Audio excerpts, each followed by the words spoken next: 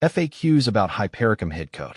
I've had a few questions come my way about Hypericum Hidcote, and I thought I'd dive into some of the most frequently asked questions to help out anyone curious about this stunning plant. Hypericum Hidcote, also known as St. John's Wort, is a beautiful, hardy shrub that brings vibrant yellow blooms and rich green foliage to gardens. Here's everything you need to know. What is Hypericum Hidcote? Hypericum Hidcote is a variety of St. John's Wort, a plant known for its striking yellow flowers and attractive foliage. It's a compact shrub that typically reaches about 2 to 3 feet in height, making it an excellent choice for smaller gardens or as a border plant. It thrives in well-drained soil and full sun, providing a splash of color from late summer to early fall. Where is Hypericum Hidcote native? Hypericum Hidcote is a hybrid plant that's derived from several species of St. John's Wort. While St. John's Wort species are native to various regions across Europe, the Hidcote variety itself has been cultivated and popularized in gardens rather than being a wild native plant. It's appreciated for its ornamental value rather than its wild origins. Is Hypericum Hidcote poisonous? One of the most common questions I get is about the toxicity of Hypericum Hidcote. The short answer is yes. Hypericum Hidcote can be toxic, particularly to pets. It contains compounds that can cause adverse reactions if ingested. While it's not as dangerous as some other plants, it's always a good idea to keep an eye on pets and children to prevent any accidental consumption. Is Hypericum Hidcote poisonous to dogs? Yes, Hypericum Hidcote is considered toxic to dogs. If a dog chews on or ingests parts of the plant, it can lead to symptoms like vomiting, diarrhea, or even more severe reactions depending on the amount consumed. If you suspect your dog has ingested part of this plant, it's best to consult a veterinarian immediately. How to care for Hypericum Hidcote. Caring for Hypericum Hidcote is fairly straightforward. It prefers full sun but can tolerate partial shade. The plant thrives in well-drained soil and doesn't require a lot of extra fertilization. Regular watering is essential, especially during dry periods.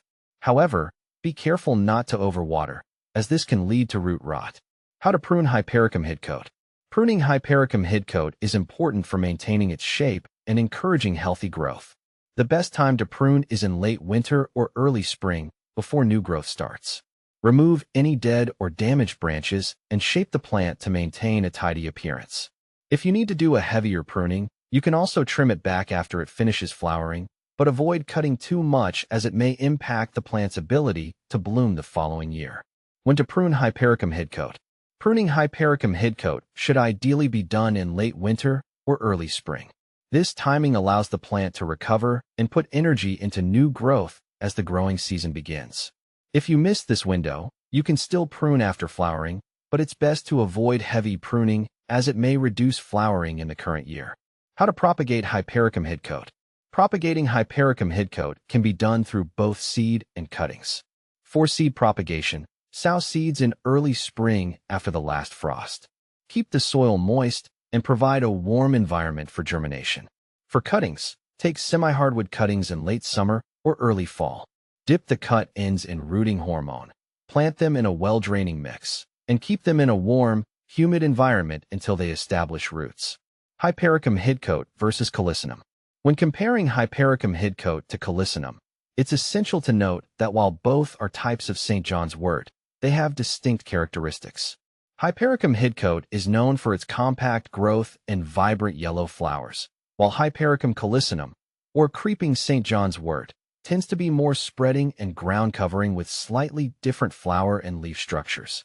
Both plants have their own charm, so the choice depends on your garden needs. What to plant with Hypericum Hidcote. Hypericum Hidcote pairs well with a variety of other plants. For a vibrant summer garden, consider planting it alongside other perennials like lavender, salvia, or echinacea. It also works well with ornamental grasses or as part of a mixed border with shrubs and flowering plants for added texture and color contrast. Can you grow Hypericum Hidcote indoors? Hypericum Hidcote is primarily an outdoor plant and thrives best in garden settings. While it can be grown indoors, it requires a lot of sunlight and space to reach its full potential. It's better suited for outdoor gardens where it can spread out and bloom naturally.